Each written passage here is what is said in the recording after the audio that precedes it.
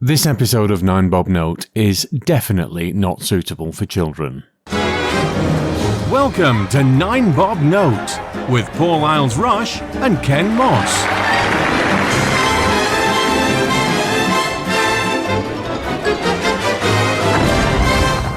Hello everybody and welcome to 9 Bob Note. I am Paul. I'm Ken. Good afternoon, Ken. Good evening, Paul.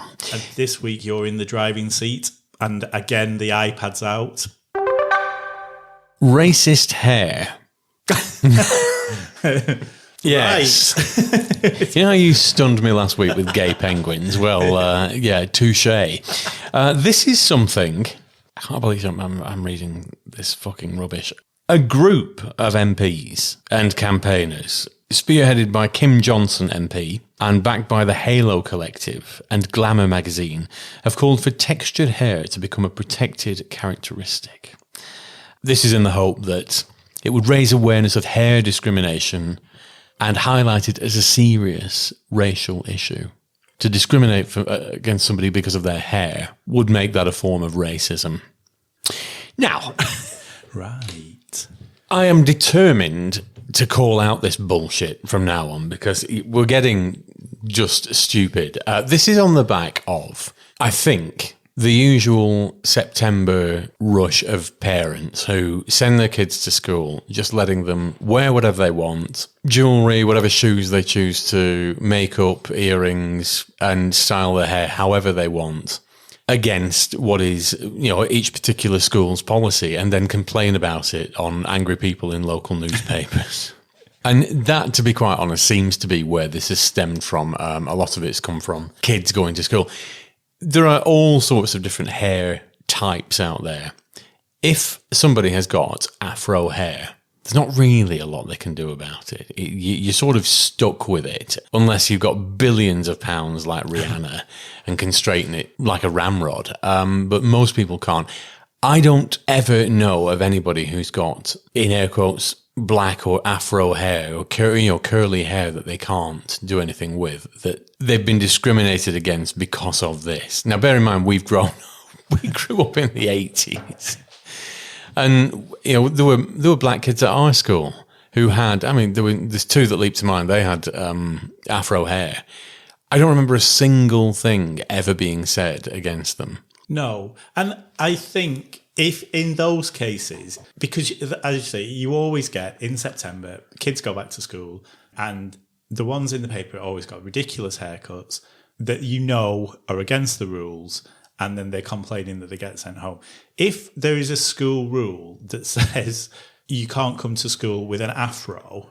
Which I sincerely doubt there isn't anyway. That is racist, isn't it? Because, but yeah, as you say, I don't think that's ever happened. I do remember reading something along these lines because I know that afro hair is very, very difficult to do anything with. Yes, it is. Yeah. And because we have been offered, because we're foster carers, and whenever we've been, there's been a possibility of getting a placement with a black child. That's one of the considerations. Where are you going to get their hair done? Because you can't just take them to your regular. Well, my regular. Thank you. Yes, I'll take that on the chin or on the head. And I do remember that there was a push, and this might be connected to what the story that you read, where there was a push for hairdressers to study, as part of their study to become a hairdresser, have to study how to deal with afro hair because it was racist to turn them away as customers just because they What a load of bullshit. But again, I don't really know why. If you had afro hair, you know how difficult it is. Then you know where to go to get it done. And why would you go to Doris, who's been doing it for 70 years and who only knows one hairstyle that she does on all of her clients, male or female? Why would you want to go there? Well, it's the same way as going to Doris and expecting her to style in an afro and then going to Desmond's and asking, can you do a Marcel wave, please? Well, What do you mean you don't know how to? That's racist. It's a load of bloody rubbish. You wouldn't take a Skoda or a Renault to a BMW garage and expect them to take it in, because that's not what they specialise in, and vice versa. You wouldn't take, a Bentley to a Ford garage or something. You'd take it to it's a very specialist thing. So why would you expect somebody you must know everything, and if you don't know it, you're a racist. Fuck off. It's utter rubbish. But the other thing is, it opens the door then, because if you've got afro hair, I sort of feel sorry for you without that sounding horrendously offensive, but it's so difficult to manage. There's only so many things you can do with it. It's just fucking there. And I think it looks rather stylish. I think it's just one of those things I've always thought looks really good. But I don't have to deal with it.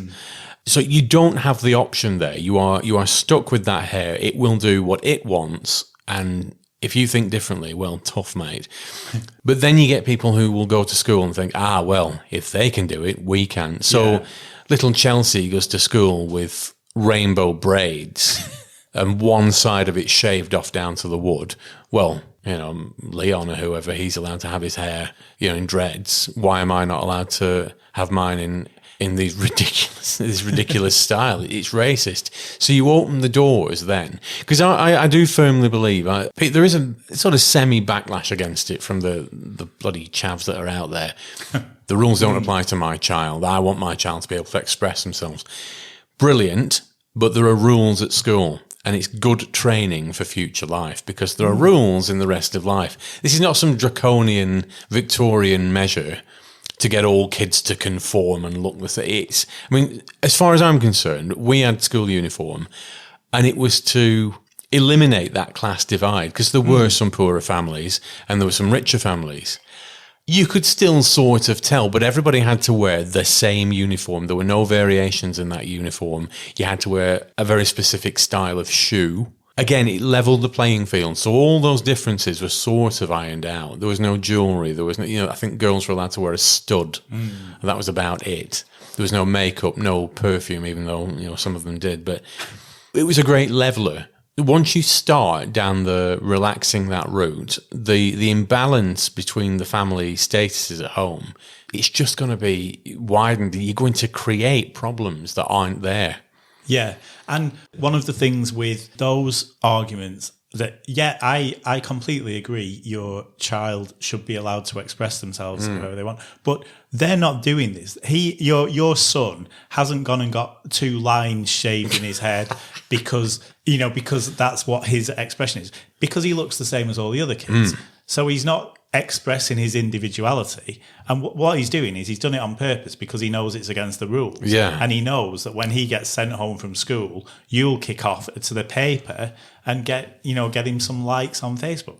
It's the entitlement, the sense of entitlement, particularly in kids.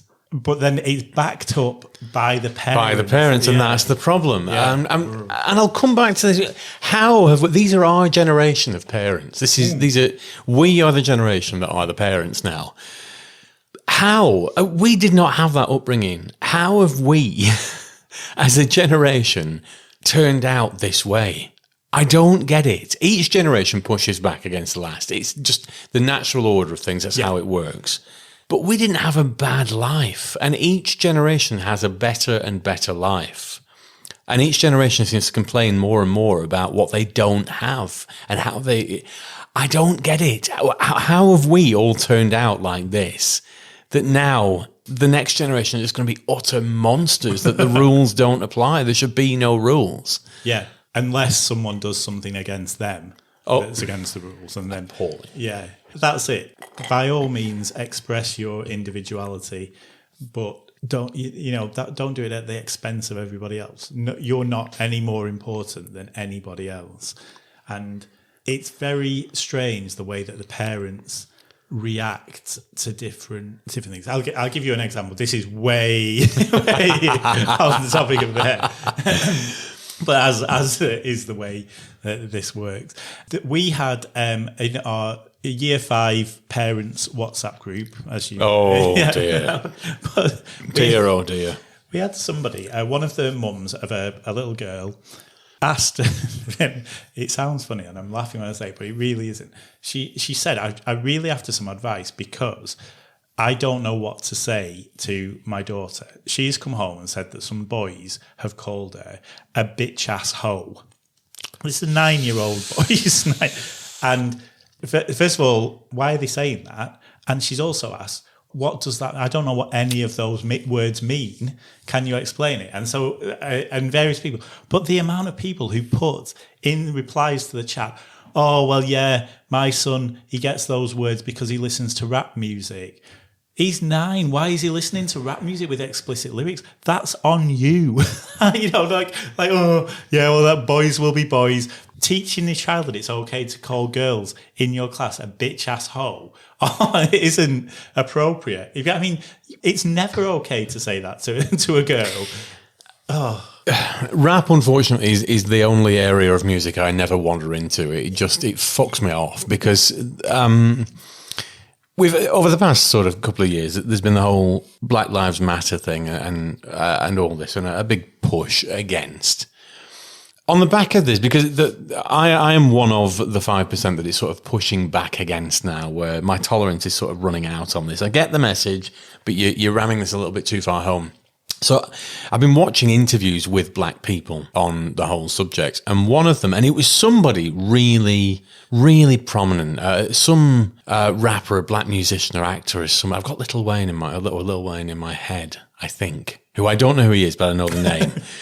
But he was saying all this. It was being really quite profound about it, and he was saying things like, "Yes, Black Lives Matter, but have you heard the lyrics that you're putting out in these rap tunes all about guns and drugs and living in ghettos and just blowing each other away and even your lyrics have got niggers in it and you need to take a good hard look at yourselves before you start blaming everybody else." And that culture doesn't necessarily knit as a positive thing for kids. It's not, it's an expression of music that I don't particularly buy into. It just doesn't, there's nothing there for me to identify with. I'm sure there are obviously clearly millions of people out there that do like it and brilliant, but it's not for kids. It's the same thing as showing Deadpool to your 7-year-old. I've not seen Deadpool yet. I really, really should. But I believe in some theatres in America, maybe not in England, but there was Ryan Reynolds appeared in character at the start of before the film started, in a sort of pre-trailer. This could be apocryphal, but if it's not, it should be. If it's not a real story, it bloody well should be. That he said, right, kids, your parents brought you to see this film. This is not a kid's film. So here's a few things for all the parents to digest. 1, Father Christmas isn't real. And all, 2, the Tooth Fairy doesn't exist and all this. And there was this sort of faux outrage about it. But why were you taking your 5-year-old to see Deadpool? And there's got to be a line drawn where this is not for kids and parents just absolve responsibility. We've gone way off topic, but it's this, the rules don't apply and people taking advantage of things on the back of rules that are there to protect people, which is how we cycle back rather neatly to racist hair. Yes, nicely done, Ken. Got out of that. And we also have to think, Are we just talking about afro hair, or are we saying that people with ginger hair should be protected under the law? Well, this is where the can of worms opens because ginger. Oh God, poor gingers. Although I do cycle back to my own personal high school career. Oh dear, my first true love was a ginger. And for many years, unrequited, unfortunately. But people with ginger hair have come in for some stick. Yeah, a small amount of tiny bits. I did see a meme. This is going back a few years. Every month, millions of children are born ginger. For just £2 a month, you can help eradicate the ginger gene. We're laughing, but it's terribly racist. But that's a pertinent example. How far do you go before it becomes a racist crime? Is it just racist when they're black or of colour? Or is it racist because of their hair? You can't open up the can of worms. You can't open Pandora's box without being able to put the lid back on. And once you've got it open and once you've got it legislated, you can't put the lid back on the box. Yeah. And you also, there's the possibility of it being flipped around, because what if you are a black or a mixed race person who doesn't have afro hair, but people start treating you differently because they assume that you should have. And so, but you're like, no, this is just my, it's just my hair. And then it's like when you see a pregnant woman on the train, but you don't know whether to give her your seat. Because are you being sexist? Yeah. Are you saying that I'm weaker than you? Because well, or not even that, but she might not be pregnant. She might just be fat. So basically, you run the risk of just calling her, I don't know where this is going. But do you know what I mean? Obviously, I know in a lot of cases, particularly with afro hair, you can see. But then, what if they've had their hair done? And there are some people who can work all kinds of magic with afro hair. And then you say, oh, your hair looks really nice. You must have spent a fortune at a specialist hairdresser getting that done. And then she could just say, well, actually, no, I don't have afro hair. Dear HR, we've got a case. We've got another one. Yeah. Well, I know a white girl. It's an ex of mine. And she has got afro hair. It's blonde. But she can't do a thing with it. She ties it up all the time because she can't do a thing with it. And her daughter, she hasn't got afro hair, but it's unwieldy. This beautiful, semi-curled, semi-afro hair. I mean, she's the most beautiful little girl with this stunning hair. But she can't do it. There's nothing she can do with it. But to look at it, you might look and think, God, how long has that taken to curl? And, how many, there's clearly a lot of work gone into that because it just looks so beautiful. But where do you draw the line? Like I say, you can't open Pandora's box because you're just getting into a realm here where it's just going to be ridiculous. There's got to be a line somewhere. Yeah, it's like, and again, this is an analogy that's way off topic, but it's like when the gays were talking about equal marriage. The gays. Trademark.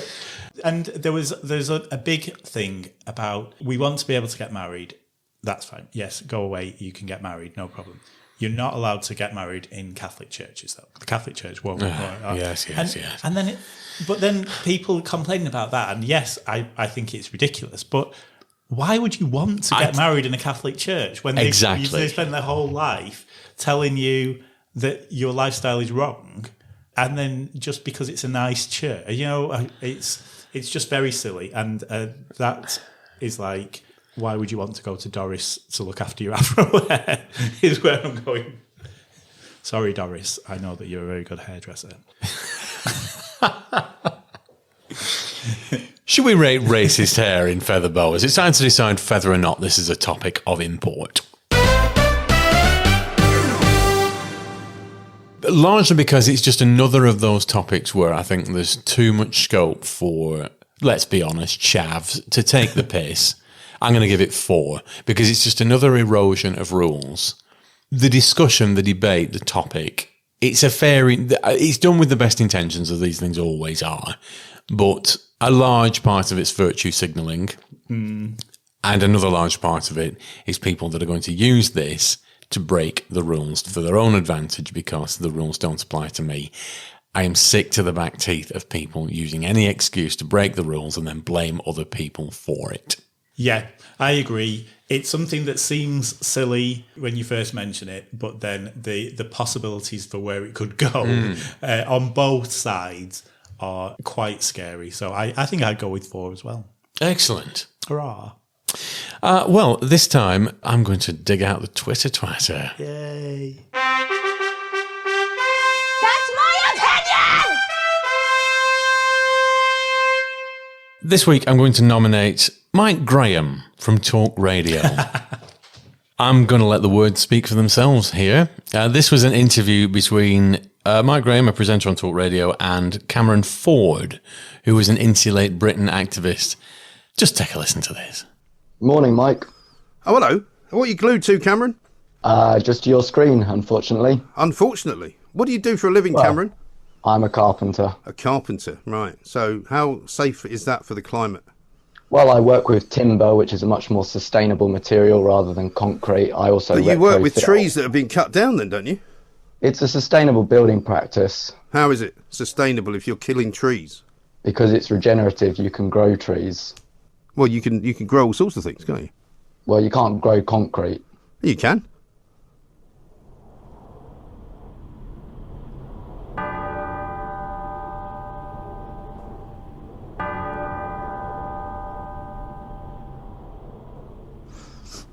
See you, Cameron. Cheerio. That was Cameron. He grows trees and then cuts them down and then makes things from them. Brilliant. Marvellous. I don't think I ever want to talk to any of those people. Yeah. I know that you've seen it. That's an example of an interview completely running away with itself and the interviewer being massively, supremely overconfident and then trying to look like it was... It takes a particular skill to make Insulate Britain look intelligent. Yeah.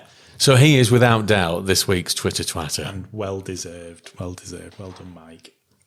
Excellent news. Right, well, that that wraps it up. Yes, we'll nip off and plant our concrete seeds. Yeah, absolutely. And then I think I'll go to Doris for a quick blow dry. What was Blow that?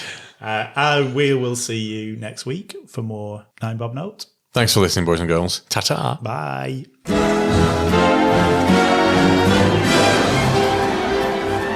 9 Bob Note featured Paul Isles-Rush and Ken Moss.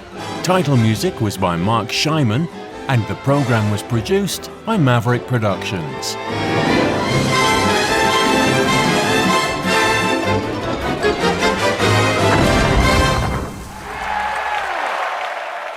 For more information, please visit maverickproductionsuk.blogspot.com or find us on social media.